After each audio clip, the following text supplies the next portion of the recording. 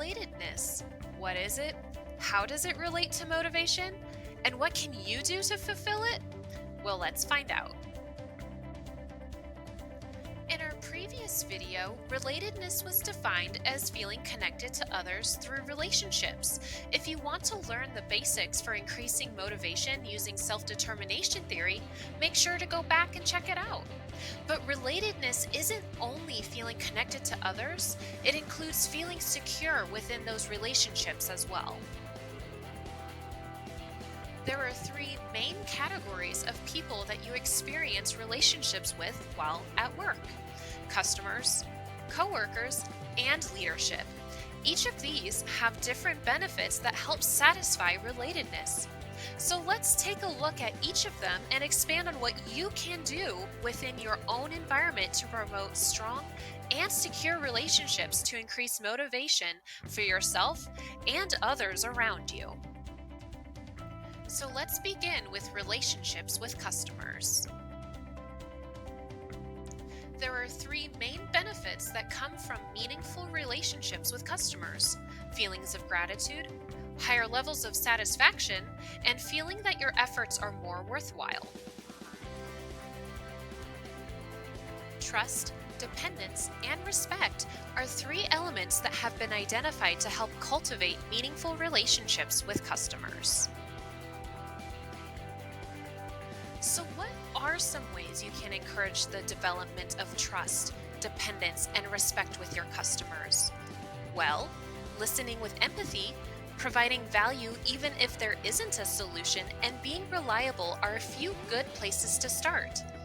Think about how you can do these things in your own position. For example, if you don't know the answer to a customer's question, can you find it out? Or direct the customer to someone else who is more knowledgeable on the topic?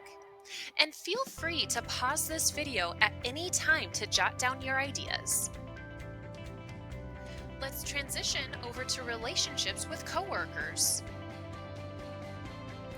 Strong, positive relationships with coworkers create environments of support, teamwork, and collaboration. Creating relationships with your coworkers is mainly achieved by having open lines of communication and taking a daily interest in each other.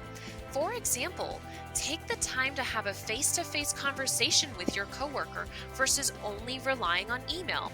This helps you to learn each other's communication style and boost your productivity. What are some ways you can start building positive relationships with your coworkers?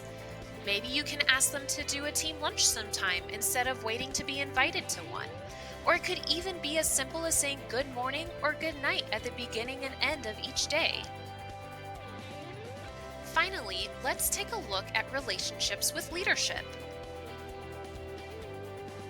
Now, leadership can be broken down into two groups: direct supervisors and administration or executive leaders.